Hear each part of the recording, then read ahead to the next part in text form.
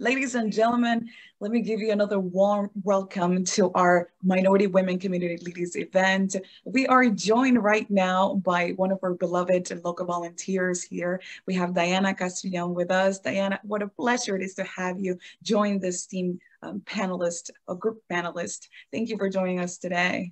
Thank you. Thank you for having me here. It's my pleasure. Well, why don't we start by having the audience get to know a little bit more about you? Can you tell us about your background and about your upbringing? Sure. Well, I'm part Cuban American, part Italian American, and part Irish American. So I'm kind of colloquially refer to myself as a mutt, but I certainly would say that my Hispanic heritage is the one I'm closest to, mostly because I was brought up in a home where Spanish was always spoken. My abuelita, was at my house and raised me, growing up. My parents worked, and so she was very much a big force in my life.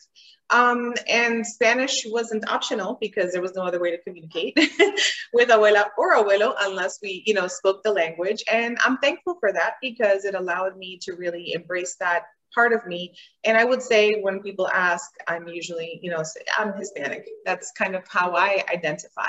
And I'm thankful for that because I think it's brought a lot of good in my life. In terms of my growing up and upbringing, I grew up kind of locally. I mean, I was born in New Jersey. I was there till I was only about 10 years old, but otherwise I've been a Florida girl. Grew up in Miami Beach area, and then later on in life moved to Hialeah, which was kind of the automatic migration that was required for Cuban Americans.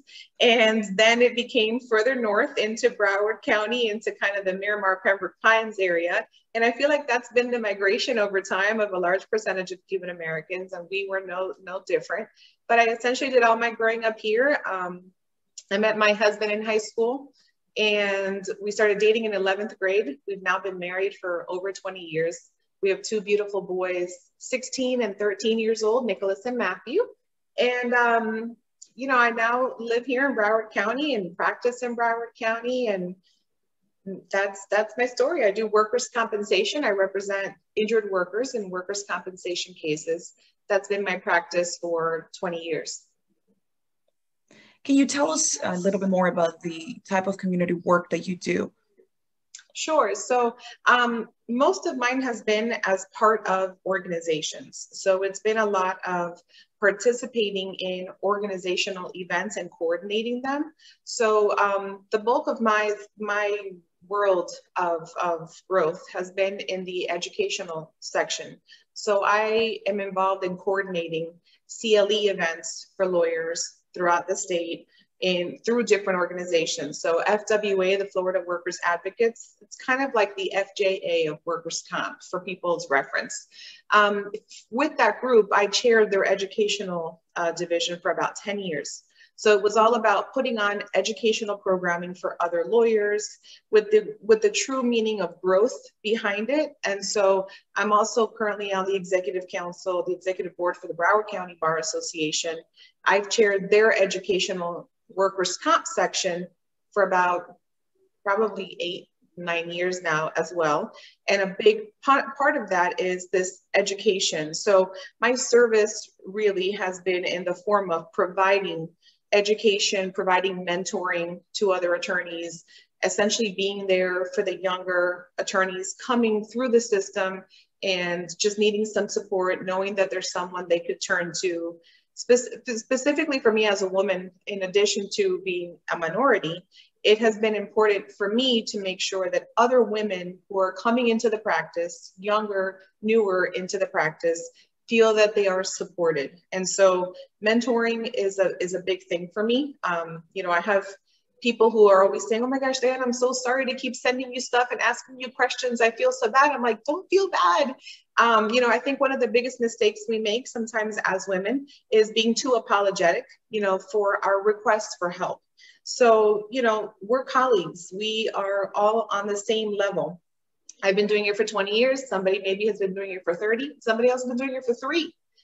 There's no difference in the level of what we have been educated on and who we are as practitioners. So for me, it's important for them to know that I can be a source for anyone, male or female, quite frankly, but specifically, I do try to lend an extra help on that, because I know that sometimes women feel a little concerned with jumping out and asking for it.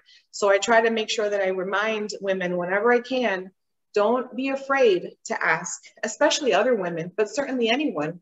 And you'll be surprised. Most people, I feel, would be willing to give back.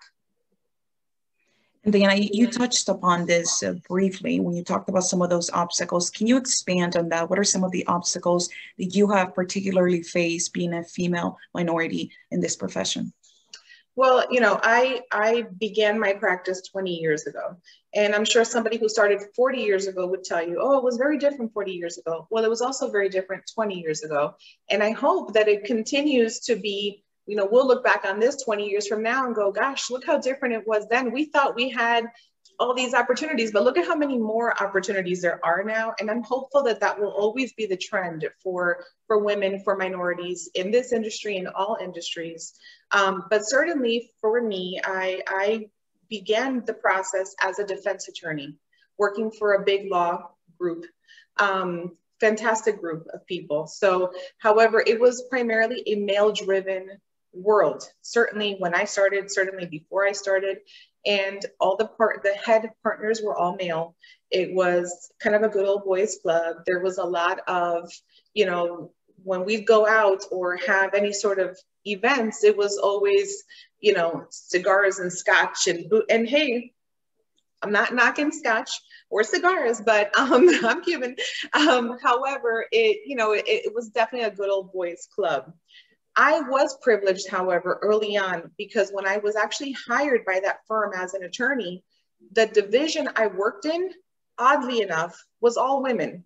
So the managing partner of my division, Kimberly Hill, who's a mentor, is female. And all of the other 3 attorneys in my division were women. So it was great for me because what was funny is we were kind of the girls' club within the firm. And I don't think we realized how strong of a thing that was then. Back then we were like, oh, we're kind of excluded and there's this other world happening. But actually, we later realized, retrospectively, of course, not when you're living it, that, you know, we were a powerhouse. We were a bit of a force to be reckoned with. And we were all women and just, you know, doing the same thing everybody else was doing, probably a little bit better. And we didn't realize it then. So there's a lot of opportunity that we have still today. There's a lot of obstacles that many of us will have to overcome that I was privileged to not necessarily have to live through like many others have.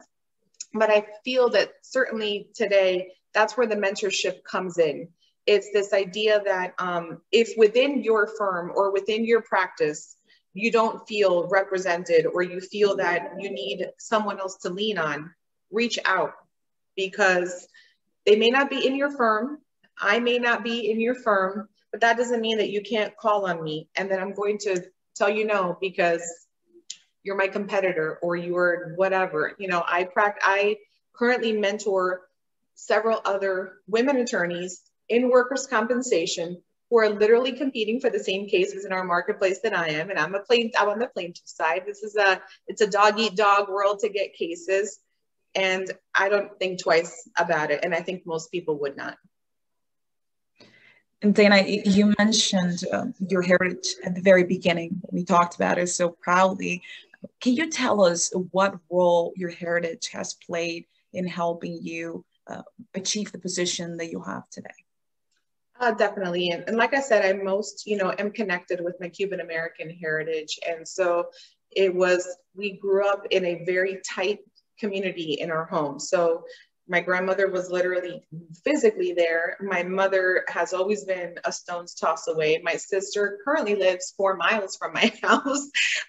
And my mother would not have it any other way. I think I moved 4 exits away on the highway and she was super stressed out about that. So I guess the idea is the concept of unity and the concept of supporting one another, I think is very prominent in the Hispanic community.